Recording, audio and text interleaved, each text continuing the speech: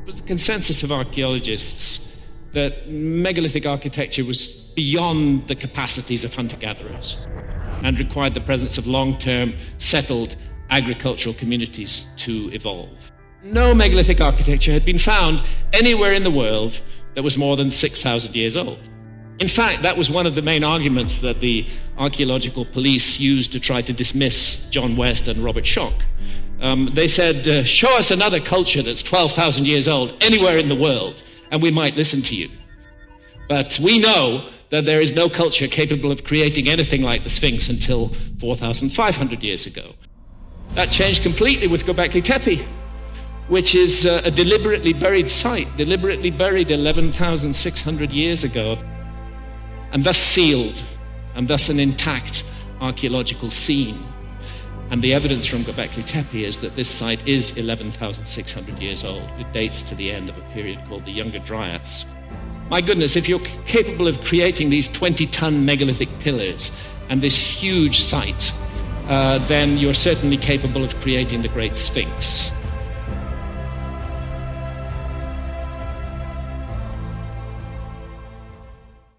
In 1963, a routine archaeological survey in southeastern Turkey uncovered a curious site atop a hill known as Göbekli Tepe, or Belly Hill. At first glance, the site appeared unremarkable. A scattering of broken limestone slabs lay across the hill's summit, leading researchers to believe they had stumbled upon little more than a medieval cemetery. With nothing to suggest otherwise, they simply made a note of it and moved on. However, this seemingly insignificant site would later be revealed as one of the most important archaeological discoveries of the 20th century, forever altering our understanding of early human civilization. In 1994, German archaeologist Klaus Schmidt revisited the site during his own survey of the region. Unlike those who came before him, Schmidt didn't just move on. Instead, he felt that Göbekli Tepe held a much deeper significance. His intuition proved to be right. Beneath the surface of the hill, Schmidt uncovered an ancient marvel, a series of massive megalithic structures, some reaching as high as 18 feet and weighing up to 50 tons.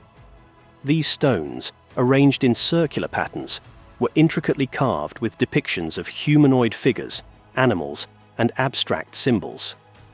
As the excavation continued, something even more astonishing emerged. This site was ancient, far more ancient than anyone had expected. Radiocarbon dating placed its age between 9,600 and 8,200 BCE, making it over 5,000 years older than Stonehenge. Göbekli Tepe was now recognized as the oldest known megalithic site in the world.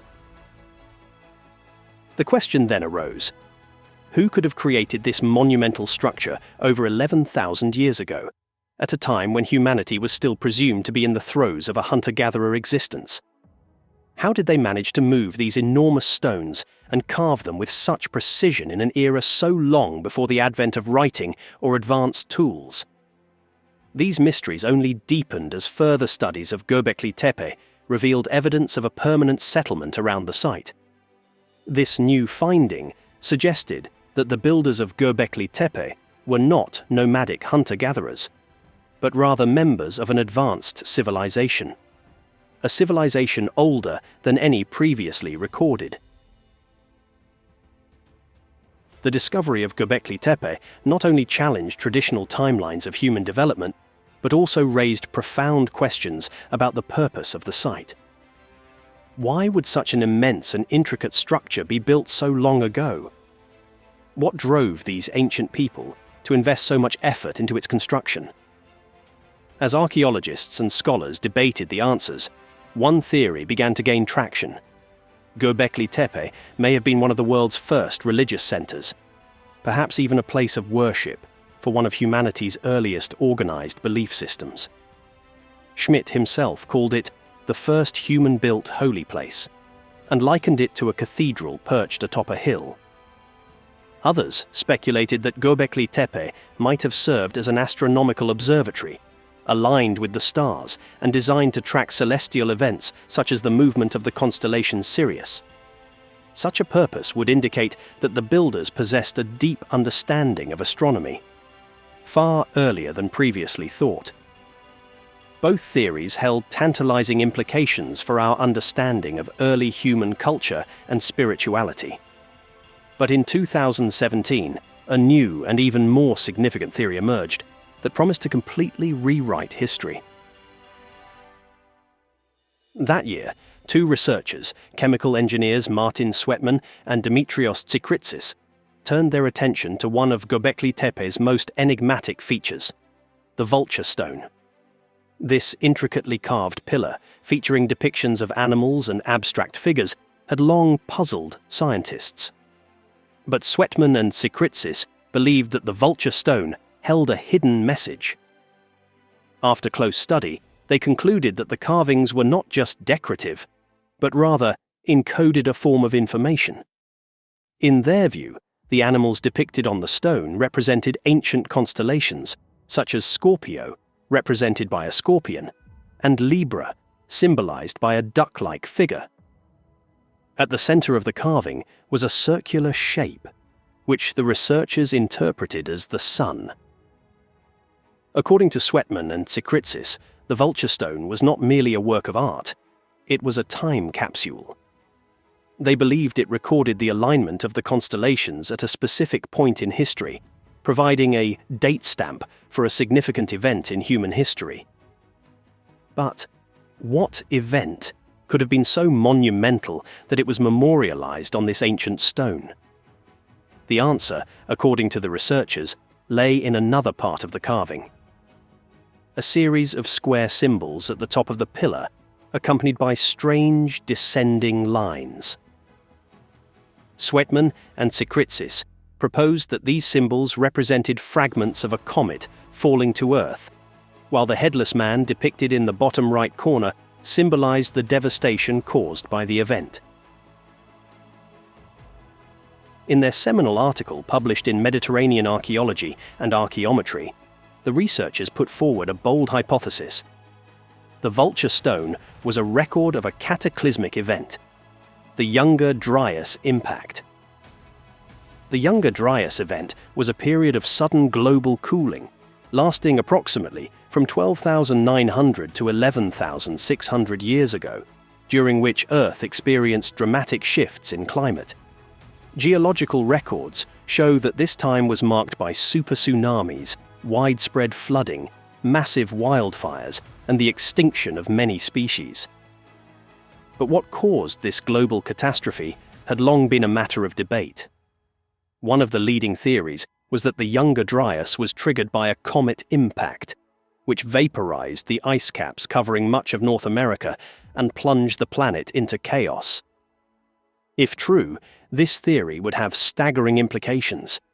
It would suggest that not only did a sophisticated civilization exist more than 12,000 years ago, but that this civilization also had the capability to record astronomical events with precision. This raises a host of new questions.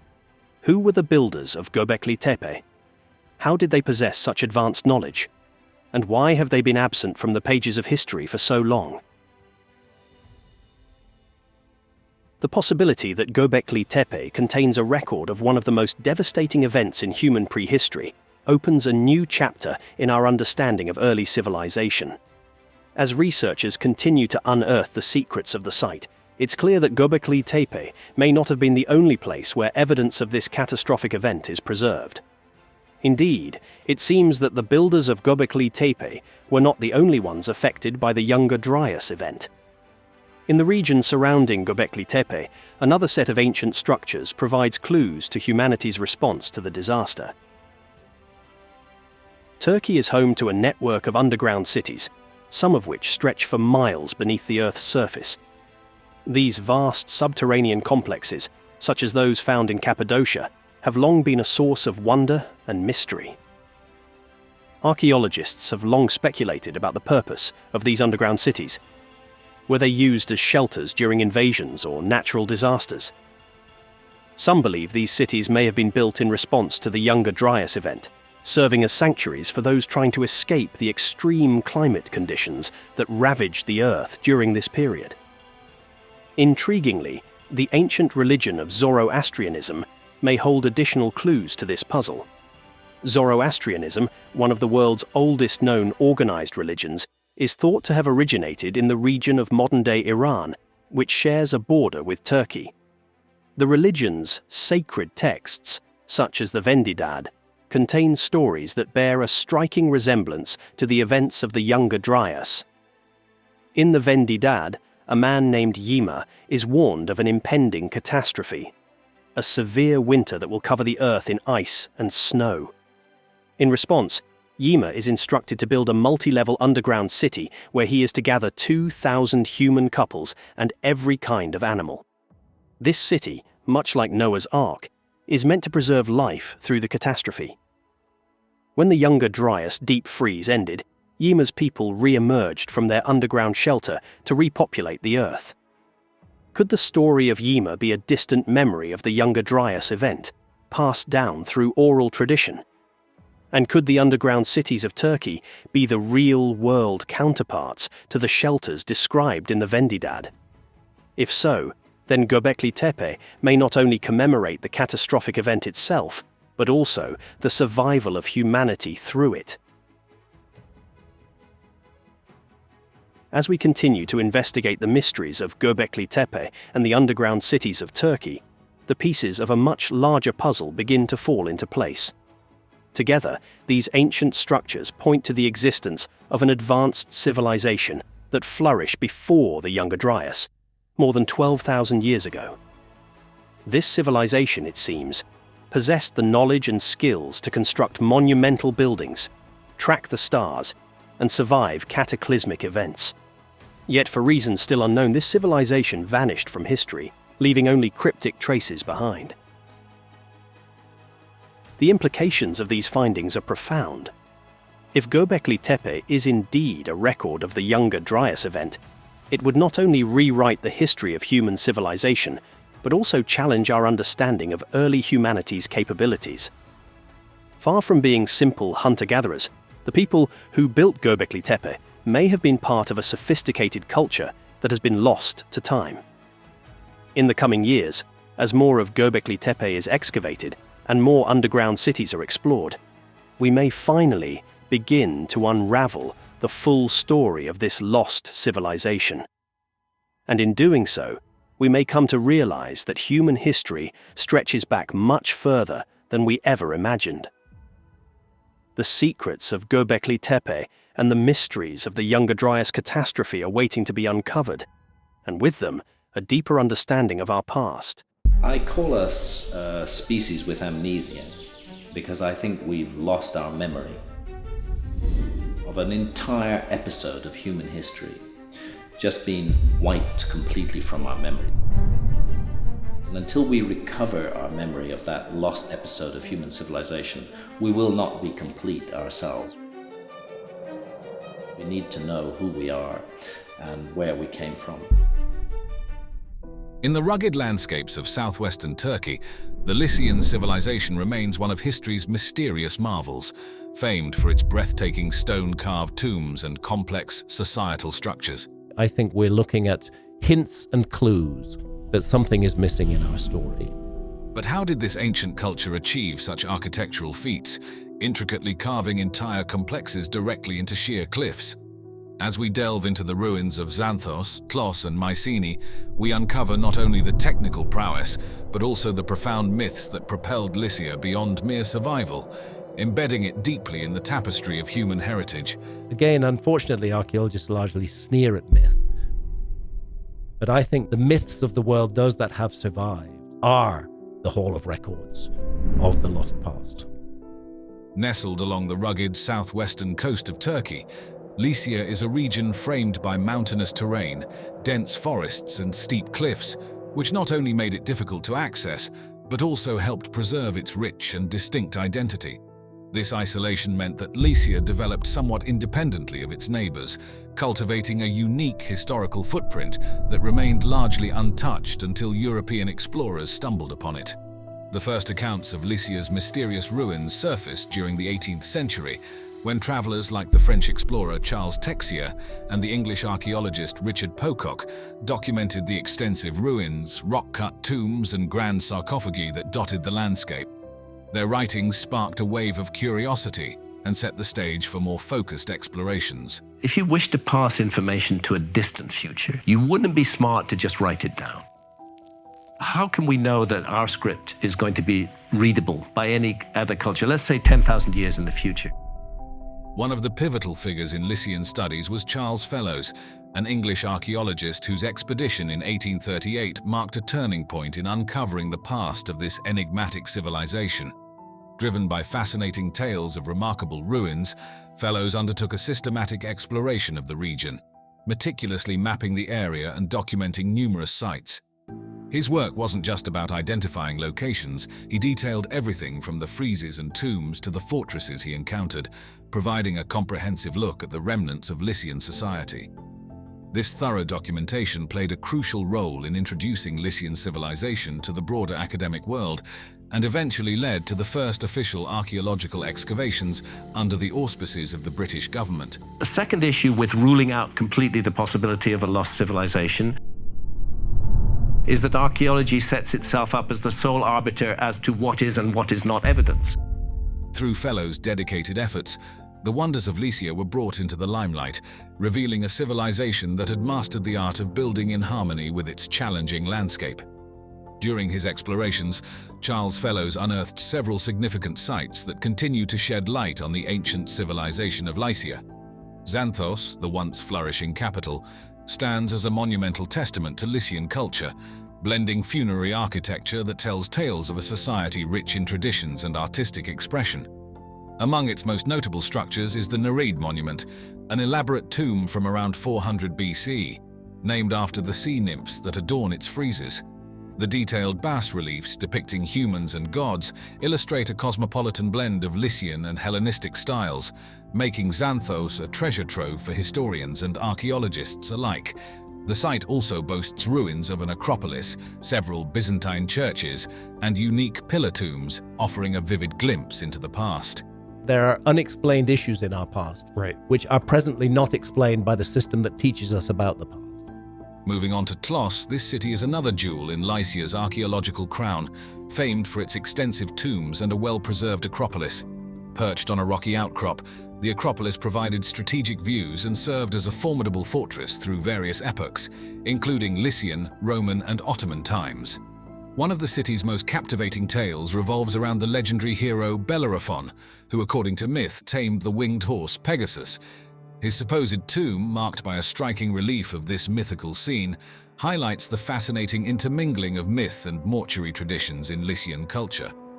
Tlos also featured a plethora of architectural wonders like an ancient theatre, Roman baths, and a stadium, underscoring its significance as a cultural and administrative hub. Further exploring the region, Mycenae, though less documented than Xanthos and Tlos, is critically important for understanding Lycian burial customs. The intricately carved tombs here are not just architectural feats, but also serve as a canvas for rich narrative reliefs and inscriptions in the Lycian language.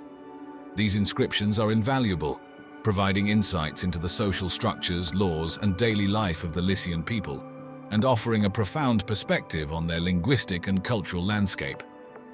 Each of these sites, discovered or studied extensively by Fellows, continues to offer invaluable insights into the ancient world, revealing the complexity and richness of Lycian society. When exploring the ancient burial practices of the Lycians in sites such as Xanthos, Tlos, and Mycenae, a fascinating contrast emerges with Egypt's Valley of the Kings. Both regions are renowned for their elaborate tombs designed to honor the deceased, yet they embody profoundly different architectural styles and cultural philosophies. The Valley of the Kings, with its subterranean tombs, was crafted to prepare for the afterlife and separate the dead from the living, reflecting a focus on the otherworldly. The Book of What is in the Duat, which you will find painted on the walls of many of the tombs in the Valley of the Kings. In stark contrast, Lycian tombs are monumental and highly visible within the landscape, signifying a different approach to death and remembrance where the dead remain a part of the community's everyday life, visible and integrated within their environment. The pivotal explorations by Charles Fellows not only brought these Lycian sites to the broader attention of the world, but also secured crucial interest and funding from institutions like the British Museum. His initial expeditions in the 1840s, sanctioned by the British government, eventually led to the transportation of significant artifacts, including pieces from the Nereid monument back to England. These artifacts would later become central exhibits at the British Museum, sparking debates about cultural heritage and the ethics of artifact repatriation. Fellows detailed his adventures and findings in An Account of Discoveries in Lycia, a publication that not only catalogued his discoveries, but also offered insights into the potential connections between the Lycian script and the early Greek alphabet. This hinted at a rich cultural interchange between the Lycians and their Greek neighbors, providing a deeper understanding of their interactions. The discoveries in Lycia filled significant gaps in our understanding of the Eastern Mediterranean's historical dynamics during antiquity, revealing a civilization that, while under the influence of Greek and Persian empires, forged a unique identity that integrated these influences into a distinct cultural and political framework. The architectural legacy of Lycia offers a fascinating glimpse into the region's unique identity and historical interactions. Among the most striking features of this heritage are the Lycian funerary monuments, particularly the rock-cut tombs that blend local and external influences beautifully. These tombs, intricately carved directly into the limestone cliffs of Lycia, often take the form of small temples or mimic traditional Lycian wooden houses, complete with detailed pediments, columns, and reliefs. The styles reflect both Greek and Persian influences, yet they maintain distinctive Lycian characteristics, portraying a society that was receptive to external ideas while fiercely preserving its independence. The house-type tombs, for instance, replicate the facades of Lycian wooden homes, featuring pseudo-beams and gabled roofs that echo the domestic architecture of the era. On the grander side, temple-type tombs imitate Greek temples with their intricate Ionic or Doric columns and richly decorated friezes, illustrating the cultural exchange between the Lycians and the Greeks. A prime example of this architectural marvel is the tomb of Amyntas in modern-day Fethiye, dating back to the 4th century BC. This tomb stands out for its grand scale and detailed design, resembling a temple facade with 2 Ionic columns supporting a large pediment. The pediment and the tomb's inner chamber showcase the exquisite Lycian craftsmanship, adept at manipulating the region's limestone. An inscription in Lycian script above the doorway, identifying the tomb as the resting place of Amyntas, son of Hermagios, provides valuable insights into the personal identities and social structures of ancient Lycia. An interesting parallel can be drawn between the rock-cut tombs of Lycia and the renowned Nabatean city of Petra in Jordan. Both civilizations crafted elaborate structures into sheer rock faces, primarily for use as tombs or religious sites. While Petra is famous for its monumental scale and blend of Eastern and Hellenistic architectural styles, Lycian tombs are typically more modest in scale, but equally intricate in detail. Unlike Petra's tombs, which are part of a broader urban landscape, Lycian tombs are often standalone monuments set in remote cliff faces.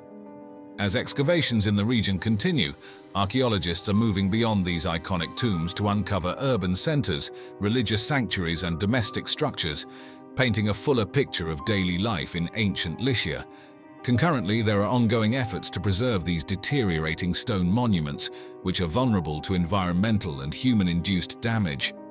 The continued study of Lycia is reshaping historical narratives about the interactions between the Greek and Persian worlds, particularly through its unique blend of art and political structures, showing how Lycian culture managed to bridge East and West while maintaining a distinct identity. It's called Derinkuyu, and it's a marvel of engineering. The bottom line here is, just to throw it out there, they don't know who built it.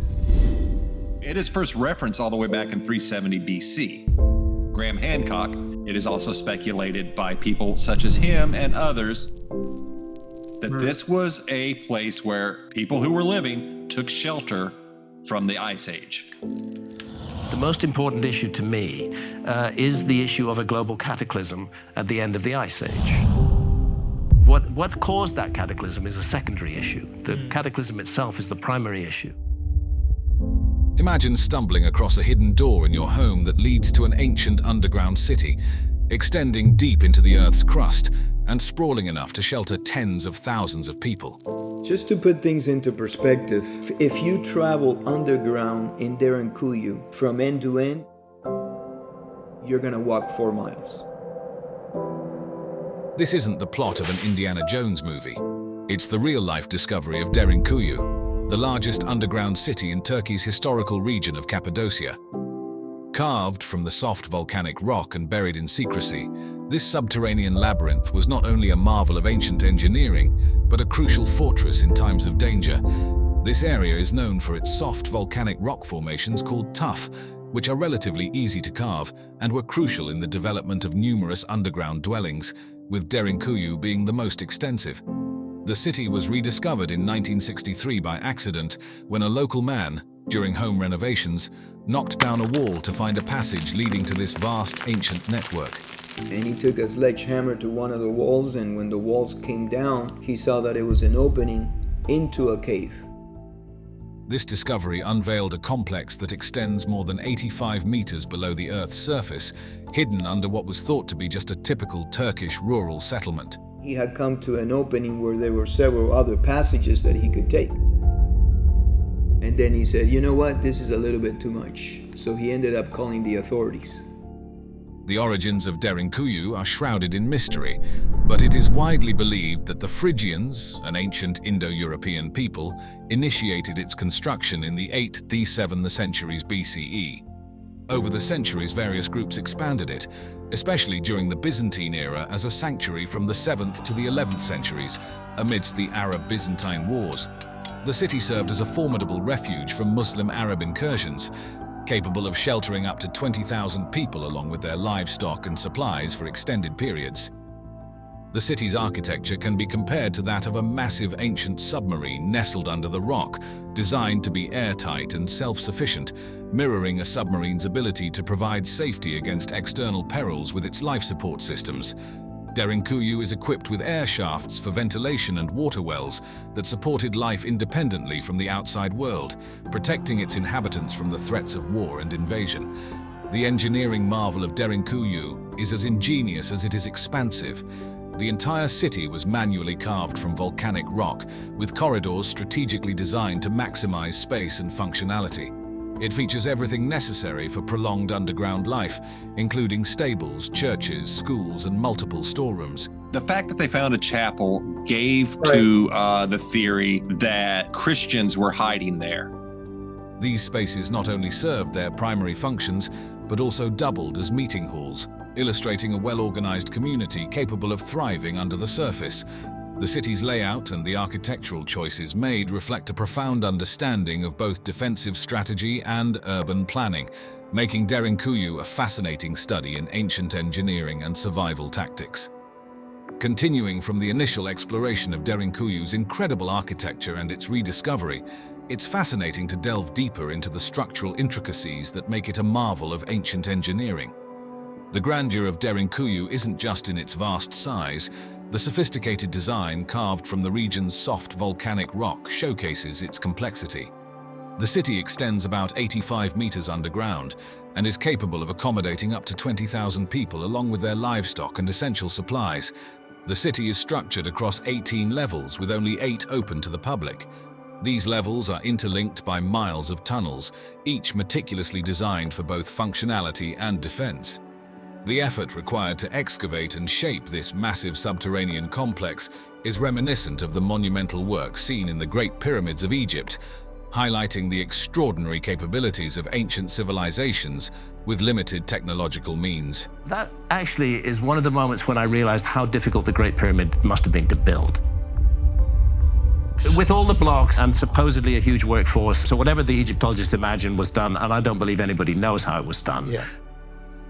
One of the most pivotal features of Derinkuyu is its ventilation system, which includes over 15,000 narrow ducts, ensuring that fresh air circulates even to the lowest depths. This advanced engineering is akin to modern skyscraper technologies used to manage airflow efficiently across large buildings. Security was also a key element in the city's design. The narrow entrances forced individuals to bend while navigating the tunnels, a strategic choice that limited easy access by invaders. These could be further secured by large stone doors, which could be rolled across to block the passages, much like bunker doors in contemporary military uses. The internal layout of Derinkuyu suggests a highly organized society was at work here. The city included residential areas, communal spaces, stables, and ample storage facilities for food and wine, indicating a complex communal life that could be compared to modern cooperative living communities.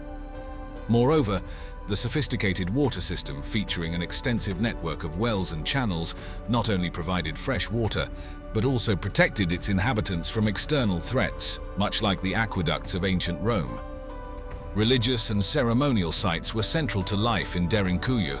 Numerous chapels and churches were intricately carved into the rock, replete with altars and baptismal fonts. The largest chapel, with a cruciform design at the city's deepest level, echoes the secretive religious practices of early Christians in the Roman catacombs, serving both as places of worship and safe havens. In this way, Derinkuyu was not just a place of refuge, but a beacon of ancient innovation, reflecting the depth of human creativity and resilience. Through its architectural wonders, this underground city continues to reveal the complexities of ancient life and the advanced understanding of urban planning and design that characterized early civilizations. Continuing the exploration of Cappadocia's fascinating underground cities, let's turn our attention to Göbekli, which shares many historical similarities with Derinkuyu, yet presents a unique architectural narrative. Both cities date back to the 7th and 8th centuries BCE and are carved from the region's soft volcanic rock, known as tuff. This material has been integral to the development of the extensive subterranean networks for which the area is famous. However, Göbekli differentiates itself by spreading more extensively across a horizontal plane rather than delving deeper into the earth, indicating a different approach in its architectural design and strategic planning. Göbekli's layout is an architecturally sophisticated network spread over 8 levels, though today, only 4 of these levels are open to visitors. The city's extensive horizontal spread creates a labyrinthine network of tunnels and rooms that have been strategically designed to enhance defensive capabilities.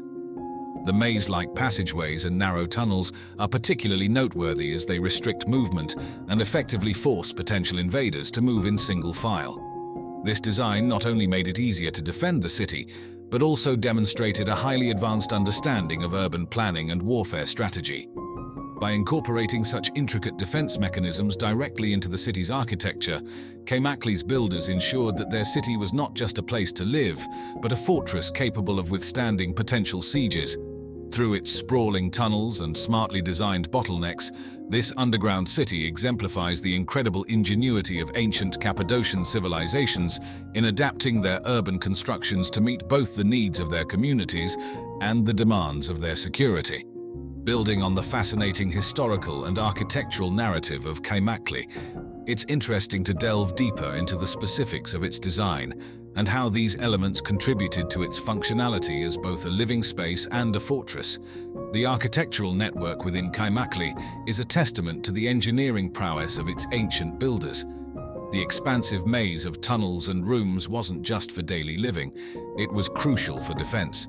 The narrow, winding passageways, many just tall enough to force a person to stoop, acted as natural deterrents during enemy incursions. These cramped quarters significantly disadvantaged taller individuals and large groups, who could be easily ambushed by the city's defenders. The city was ingeniously planned to support a complete societal structure underground. Each floor of Göbekli could function as an independent unit, equipped with all the necessities for prolonged isolation. The layout of Göbekli bears striking similarities to the mythological labyrinth of King Minos in Crete, designed to disorient and trap the Minotaur. Like this ancient labyrinth, Göbekli's complex network of passageways was strategically designed to protect its inhabitants by maximizing defensive advantages and restricting enemy movement. This design reflects the defensive architecture that is typical of ancient Cappadocian settlements. Unlike Derinkuyu's vertical expansions, Göbekli's more horizontal spread allowed for easier communication and movement of troops within the city during emergencies, offering a strategic edge. Overall, Kaymakli not only showcases the architectural innovations of its time, but also symbolizes the ingenuity of ancient societies in leveraging their environment for survival. From its communal living spaces to its defensive mechanisms, the city illustrates a sophisticated understanding of urban planning and military defense that was remarkably advanced for its era. Like many travelers before me, I too have reached the gates of Timbuktu. Timbuktu the mysterious, Timbuktu the holder of secrets, Timbuktu the center of knowledge. Timbuktu was one of the wonders of the ancient world. It was a type of Shangri-La or Atlantis. People thought that there was a land beyond the deserts of the Sahara where gold lined the streets, and it was a type of sumptuous kingdom. Beneath the scorching sun and swirling sands of the Sahara Desert lies a city whose very name invokes mystery and wonder, Timbuktu. Once a beacon of trade, knowledge, and wealth, today it is known by few, understood by even fewer. Yet, Timbuktu is not just a relic of the past. It is a testament to human ambition, ingenuity, and survival in one of the harshest environments on Earth. But how did this fabled city come to be? How could a thriving center of wealth and knowledge emerge in the heart of a seemingly inhospitable desert? Timbuktu has different phases within its existence, and all of the groups participated in the different phases of development. Our journey begins in the early 14th century, during the reign of the Malian emperor Mansa Musa. His wealth was so immense that his pilgrimage to Mecca reportedly devalued gold in regions he passed through. Yet Musa's most enduring legacy was not his riches, it was the flourishing of Timbuktu, a city destined to become a hub for commerce and scholarship. The first mystery of Timbuktu, however, lies not in its origin, but in what was discovered centuries later. In the early 19th century, European explorers, lured by tales of an elusive golden city, crossed the Sahara in search of wealth. What they found, instead, was an ancient city built from colossal blocks of stone and mud brick. Structures like the Jingwereber Mosque and Sankore University stood as monumental testaments to human craftsmanship, their towers defying the desert's harsh elements for centuries. The first question emerges here: how were these structures built?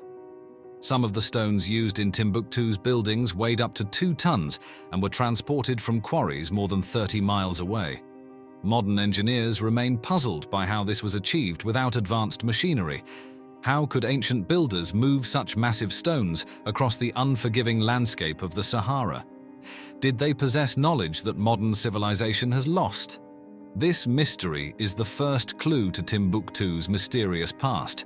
An engineering prowess seemingly out of place in a desert that by all accounts should have made such construction impossible. They found that there were these actually very, very sophisticated, very complex mud brick structures on a very large scale.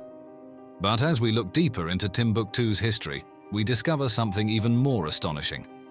By the 15th century, Timbuktu had become a thriving intellectual hub, housing some of the greatest libraries in the world. Manuscripts covering subjects such as astronomy, mathematics, medicine, and law were studied and preserved here. Scholars from across the Islamic world traveled to this remote city, transforming it into a center of learning that rivaled some of the greatest educational institutions of the time. And yet, one question lingers.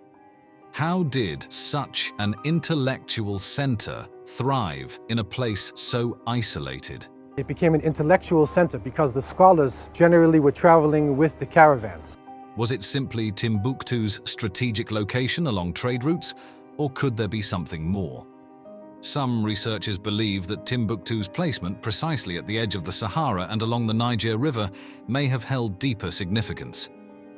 Could ancient civilizations have chosen this location based on an advanced understanding of geography or even astronomy?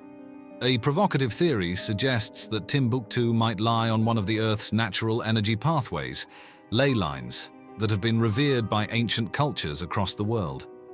Could its success as a city of knowledge and wealth have been linked to its placement on one of these energy nodes? As we ponder these questions, another mystery unfolds. Recent discoveries have revealed that many of the original manuscripts from Timbuktu's libraries, some dating back over 700 years, are missing. Where did they go? Were they destroyed or were they stolen? Whispers of a conspiracy emerge here, an organized effort perhaps by European colonial powers to seize and suppress Timbuktu's ancient knowledge. Some believe the manuscripts were hidden by local scholars to protect them from invaders, and that their secrets remain buried, known only to a select few. Today, historians and treasure hunters alike search for these lost manuscripts, hoping to unlock the wisdom they contain. But this brings us to an even greater mystery. What exactly was in these manuscripts? Could they have contained knowledge that the world wasn't ready for? Advanced technologies or philosophies that challenged the dominant worldviews of their time? I want to know what else is going to be found that hasn't been investigated yet at all. We're just touching the edge of a huge mystery. Were these manuscripts lost to history or intentionally kept from the world? As we explore these questions, we are reminded that Timbuktu's story is not just about the past. It is a cautionary tale about the fragility of human progress. What knowledge have we, as a civilization, lost over the millennia? Could the lost wisdom of Timbuktu have changed the course of human history? As we dive deeper into the story of Timbuktu, an unsettling thought begins to emerge. What if the true wealth of this city was not in gold, but in knowledge? And what if that knowledge was too dangerous for the world to possess? Timbuktu's scholars compiled manuscripts on topics ranging from astronomy to medicine, from theology to mathematics. By the 15th century, Timbuktu housed an estimated 700,000 manuscripts, forming one of the largest intellectual archives of the time. But here's where the mystery deepens. Much of this vast collection has vanished. Entire libraries were raided, collections disappeared, and even today, many manuscripts remain unaccounted for. Some of the surviving texts mention ideas that seem far ahead of their time, such as advanced mathematical concepts and detailed astronomical observations. There are even cryptic references to knowledge of the cosmos that surpasses what we believed was understood in the 14th and 15th centuries. Could it be that Timbuktu's scholars possessed knowledge far beyond what we know today? And if so, who or what was responsible for the suppression of this information? Some researchers point to the colonial history of Africa.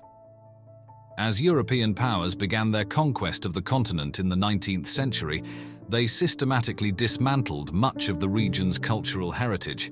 And there are rumors that the French in particular seized many manuscripts from Timbuktu and shipped them back to Europe. Others suggest that these texts were deliberately hidden or destroyed because they contained information that could challenge the scientific revolution taking place in Europe. The truth remains elusive, but what we do know is that Timbuktu's intellectual legacy has only been partially uncovered. Many of the remaining manuscripts are locked away in private collections, deteriorating from neglect. Could these hidden texts hold the answers to the mysteries that still surround Timbuktu? But the intrigue does not end with the manuscripts. Archaeologists working in the region have uncovered ruins of other ancient cities near Timbuktu, suggesting the area was part of a larger, interconnected civilization. Some of the stones used in Timbuktu's structures weigh several tons and were transported from quarries miles away. How could these feats of engineering have been accomplished without modern machinery? And could there be a connection between the builders of Timbuktu and the ancient Egyptians? Adding to the mystery, some of these structures remain unfinished, as though the builders abruptly stopped their work. Why would a city so rich in knowledge and wealth suddenly fall into decline? Environmental changes may provide part of the answer. As the Sahara continued to expand, trade routes shifted, and the resources that once sustained Timbuktu dwindled. But others suggest that external forces may have played a role. Some theorists argue that jealous foreign powers or even secret societies conspired to bring about the city's downfall. One of the most persistent theories involves the lost riches of Timbuktu. According to legend, Mansa Musa's wealth wasn't only in gold. He may have possessed ancient artifacts and manuscripts from a forgotten civilization. Some believe that these treasures remain hidden beneath the city, waiting to be discovered. Could Timbuktu's greatest secret be something far more valuable than gold? As we conclude our journey, one thing is clear: Timbuktu's mysteries are far from solved. What knowledge was lost, and why? What still lies hidden beneath centuries of sand and secrecy? Recent efforts to preserve Timbuktu's heritage have been met with both success and challenge. Instability in the region and the harsh desert climate threaten the remnants of the city's once great libraries. Yet, new archaeological techniques such as ground-penetrating radar have revealed that entire sections of the city may still be buried. Could these hidden chambers hold the answers to the questions we've been seeking? Or could they contain even greater secrets? Secrets that could reshape our understanding of history, civilization, and the very nature of knowledge. I mean, it's just crazy. We've talked about, alternative theories to how the pyramids were built. Yeah. I'm willing to accept that the Great Pyramid was largely completed by the ancient Egyptians. But remember that the ancient Egyptians tell us in many of their texts that everything they knew was a legacy. It was all an inheritance of the gods, and I don't construe the gods as aliens. When we think of pyramids, our minds immediately journey to Egypt. The towering Giza Plateau, with its majestic stone structures, has long captured the world's fascination. But what if we told you that Egypt didn't build the first pyramids? Long before the sands of the Sahara surrounded the grand monuments of the pharaohs, a lesser-known civilization to the south built pyramids that have stood for millennia. Today, these mysterious structures quietly guard their ancient secrets. This is the story of Meroe, an ancient city in the heart of modern-day Sudan, where the first man-made pyramids may have risen and where we begin to unravel a mystery that challenges everything we thought we knew about ancient history. Let us set the scene. We are not in Egypt, but in the vast expanse of the Sudanese desert. Here, nestled in a stark, arid landscape, lie over 200 pyramids, concentrated in a city that once rivaled the grandeur of any ancient Egyptian metropolis. This city is Meroe, the capital of the powerful kingdom of Kush, a civilization that flourished for nearly 1,000 years. But Meroe's legacy is far more than a simple footnote in Egyptian history. It's a place where the lines between myth, architecture, and human achievement blur into one of the greatest unsolved mysteries of antiquity. Our modern awareness of Meroe began in the 19th century, when European explorers ventured into the Sudanese desert. In 1821, they uncovered these stunning pyramids, which had been hidden for centuries beneath the sands. The explorers found a cluster of pyramids, some grand and towering, others smaller and more modest, yet all steeply angled with narrow bases, distinctly different from the broad, sloping forms of Egyptian pyramids. And while Egypt's pyramids were grand tombs for pharaohs, Meroe's served a different purpose. They were built for nobles and royals alike. But when exactly were these pyramids built and why?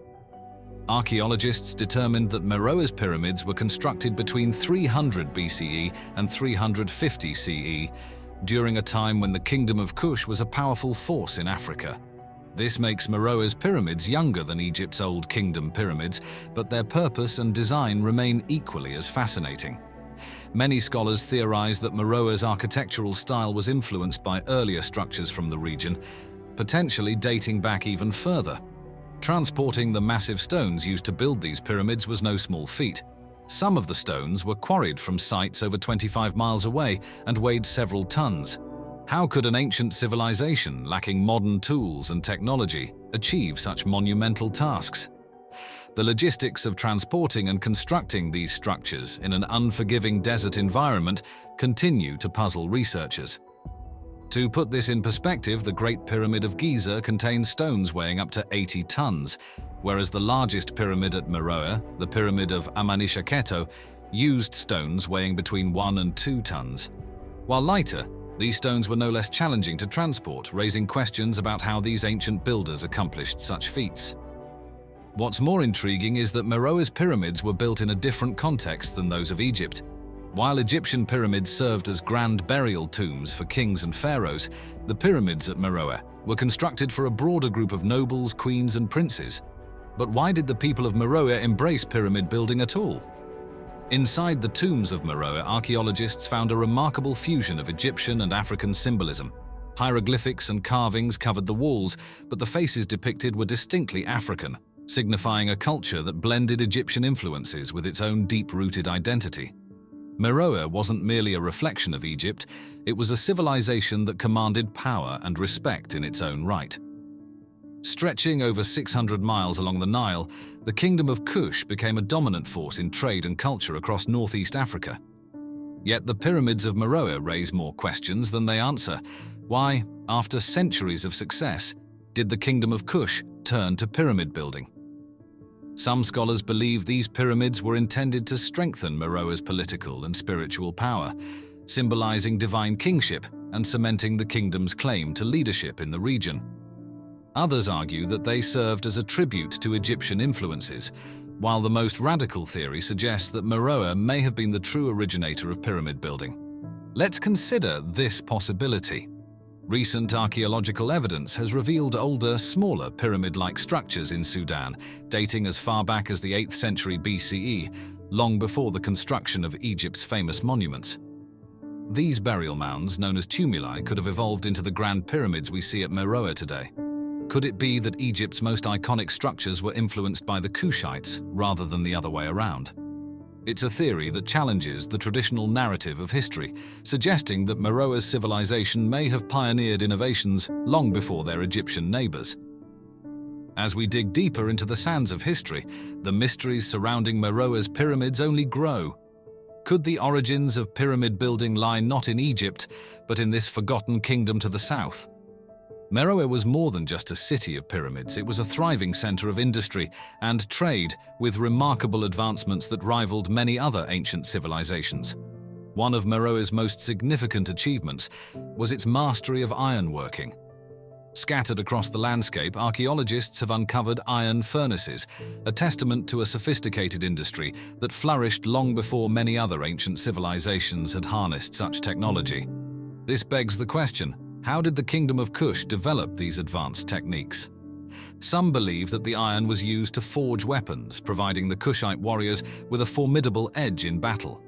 Others argue that Meroe's iron was used for agricultural tools, enabling the cultivation of vast swathes of fertile land along the Nile, and allowing the kingdom to sustain its growing population. But perhaps the most intriguing theory suggests that Meroe's iron products were traded far and wide, reaching the Mediterranean and perhaps even India, indicating that this kingdom played a central role in the ancient global economy. Equally fascinating is Meroe's sophisticated water management system. Archaeologists have discovered an elaborate network of reservoirs and dams that allowed the people of Meroe to control the seasonal floodwaters of the Nile, ensuring a stable supply of water for agriculture. This level of engineering sophistication was far ahead of its time, surpassing even some of the water management techniques used in Egypt. Could it be that Meroe, not Egypt, held the key to ancient water engineering? And how much of this knowledge was passed down or lost over the centuries? But not all of Meroe's mysteries come from clear evidence. Some of the most tantalizing questions remain shrouded in conspiracy and speculation. One popular theory suggests that Meroe's decline was not a result of natural collapse but of deliberate sabotage. After the Romans conquered Egypt, could they have seen Meroe as a threat? Did they systematically erase this powerful kingdom from history to secure their dominance over the Nile region? This theory becomes even more intriguing when we consider the state of the pyramids themselves. Unlike the carefully maintained pyramids of Egypt, the pyramids of Meroe were intentionally defaced. Their smooth limestone casing was stripped away, leaving them exposed to the harsh desert winds. But who did this, and why? Was it Roman forces seeking to obliterate Meroe's legacy, or was there an internal conflict that led to the destruction of these grand monuments? Then there are whispers of a lost treasure buried within the pyramids, a fortune that has yet to be discovered. But perhaps the most valuable treasure Meroe has to offer is not gold or jewels, but knowledge. The understanding of an ancient world that continues to challenge everything we thought we knew about history. The pyramids of Meroe may not be as famous as the pyramids of Giza, but they are more numerous and cover a broader landscape that once teemed with life and activity. The construction techniques, while different, display an ingenuity that rivals that of Egypt's builders. And while Egypt's pyramids were built for a select few god kings, Meroe's were designed for a wider range of society, reflecting a more diverse and inclusive social structure. Mystery, intrigue, and a lost civilization waiting to be rediscovered. This is the true legacy of Meroe. As the sands continue to shift over the ancient city, they may one day reveal even more secrets about this extraordinary civilization. Could it be that Meroe, not Egypt, is where the story of pyramids and so much more truly began? Very ancient structures, thousands of years older than archaeologists suppose, may be hiding in plain view.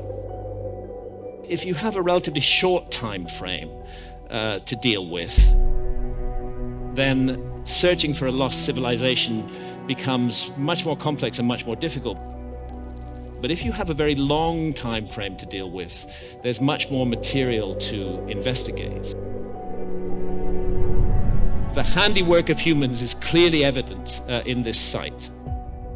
Have you ever heard of a civilization that rivaled ancient Egypt, but vanished without a trace? A great civilization that had been destroyed and that had left some survivors who had come to Egypt.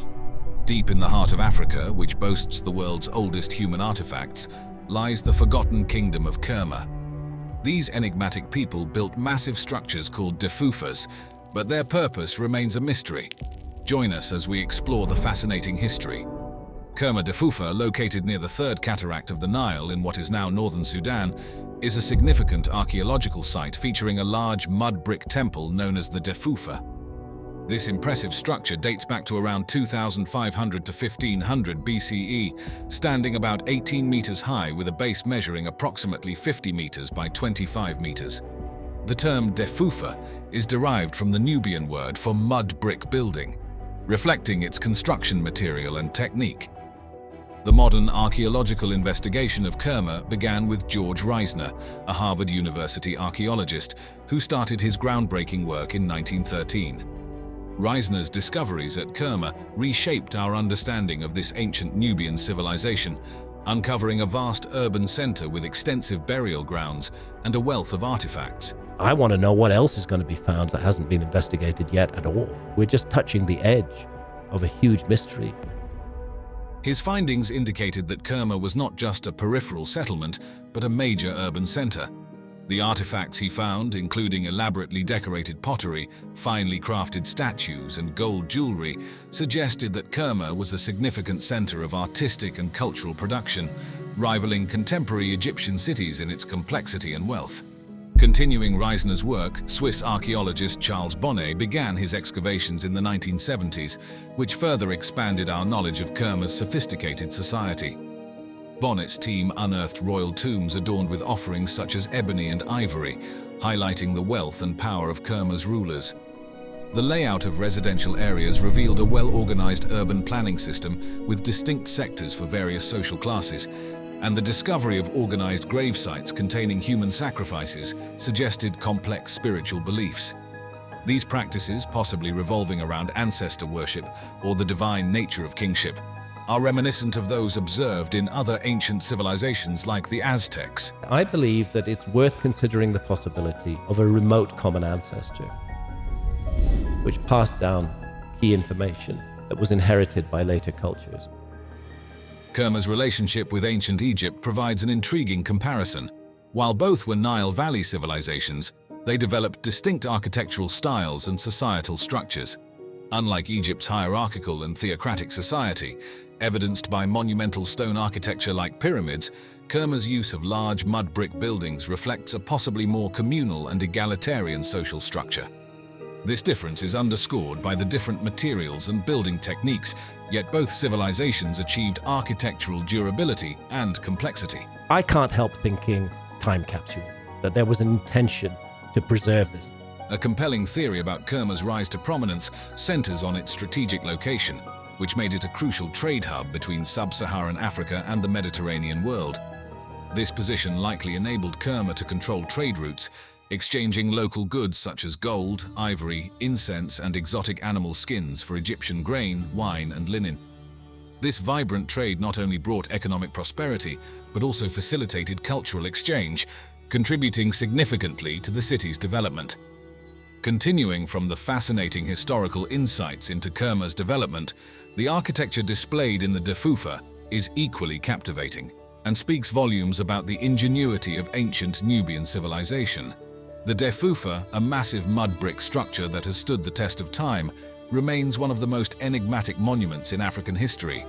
Built entirely from mud bricks, its preservation is particularly impressive considering the vulnerability of the material to erosion. The main structure of the Defufa measures about 50 meters in length and 25 meters in width, rising approximately 18 meters high. This monumental size makes it a dominant feature in the flat landscape of the region. The construction technique involved using local Nile mud mixed with straw, which was then sun-dried. The walls are notably thick, some several meters wide, which not only adds to the building's stability, but also its defensive capabilities. The Defufa's internal structure is divided into 3 main platforms, each potentially serving different functions. The first platform may have been used for public ceremonies or gatherings, the second for more exclusive rituals or administrative activities, and the topmost platform likely held sanctuaries or spaces reserved for the elite of Kerma society.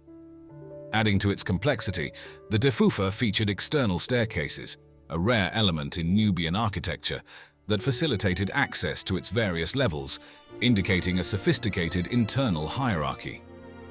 The strategic orientation and placement of the Defufa might have also served astronomical purposes, such as marking solstices or equinoxes, a feature common in other ancient monumental structures across the globe. On the summer solstice, you're going to see the sun rising far to the north of east.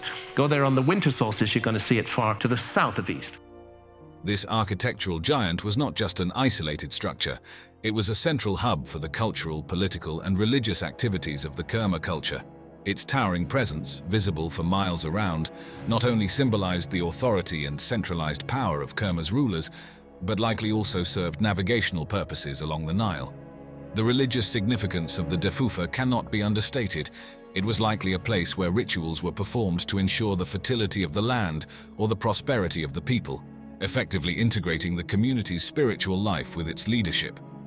When comparing the Defufa with the ziggurats of ancient Mesopotamia, both structures share similarities in materials and multi-leveled designs. However, while ziggurats were primarily religious temples, the Defufa's design suggests it combined defensive, administrative, and ceremonial functions, indicating a nuanced approach to public structures in Nubian society compared to Mesopotamian traditions, where a clearer separation between the sacred and administrative was observed. Turning our attention from the architectural marvels of ancient Nubia to the mysterious landscapes of West Africa, we encounter the enigmatic Senegambian stone circles. These remarkable megalithic sites, distributed across the northwestern edge of Senegal and central Gambia, span a vast area from the River Gambia to the River Saloum, covering about 30,000 square kilometers. Notable sites such as Wassou and Kerbach in the Gambia and Sinangayen in Senegal draw the curious and the scholarly alike. The physical characteristics of these stone circles are as fascinating as their distribution. Each circle comprises between 10 to 24 stones made from laterite, a dense iron-rich rock. These stones, roughly cylindrical and standing about 1 to 2 meters high, are often organized in concentric circles or double circles, creating a striking visual impact on the landscape. The stone circles first came to broader recognition through the accounts of European travelers in the mid-19th century, but it wasn't until the 20th century that systematic archaeological investigations began. Gambian historian Aliou Ebrima Cham Diouf played a crucial role in documenting these sites extensively during the mid-1900s, advocating for their preservation. His efforts paved the way for more detailed studies. In the 1970s, significant strides in understanding these formations were made through the work of researchers like Pierre Tilloy. These archaeological excavations helped clarify the chronology and cultural significance of the stone circles, revealing a complex societal structure that had the capacity to coordinate the construction of these monumental works. The discovery of these societal structures reshaped our understanding of the prehistoric cultures of West Africa, indicating advanced social organization and cultural sophistication. Our understanding of prehistory must change. In recognition of their significant cultural value, UNESCO designated the Senegambian stone circles as a World Heritage Site in 2006. This recognition not only highlights their importance on a global scale, but also has spurred increased archaeological interest and conservation efforts. The continued exploration and preservation of these stone circles help ensure that the legacy of West Africa's prehistoric cultures continues to inform and inspire future generations. Archaeological excavations have confirmed that the circles primarily served as burial sites, with human remains often found at the center of these circles, accompanied by various artifacts such as pottery, iron tools, and jewelry. These findings indicate a belief in an afterlife and the practice of offering goods to the deceased, highlighting the deep spiritual and cultural dimensions of the societies that built them.